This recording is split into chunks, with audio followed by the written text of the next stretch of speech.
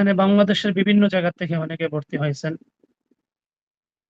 ইনশাআল্লাহ আশা করি ভারত থেকেও ভর্তি হয়েছেন।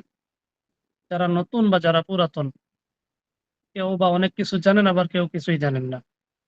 আমি আশাবাদী ইনশাআল্লাহ আমার এই কোর্সের পরে টুকটাক কিছু আমলের প্রয়োজন হইতে পারে শেষের দিকে, যখন পুরোপুরি কাজে নামবেন। তবে আমার এই কোর্সের পরে আমি আশা করি ইনশাআল্লাহ আপনারা নির্ভয়, নিঃসন্দেহ কাজ করতে পারবেন, চিকিৎসা করতে পারবেন।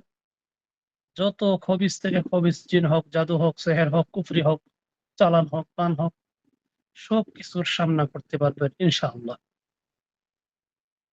সফলতা ওইটা আল্লাহর হাতে, শিফা ওইটা আল্লাহর হাতে। কিন্তু আশা করি কোনো ভয় থাকবে না যে এই কাজ আমি করতে পারবো না।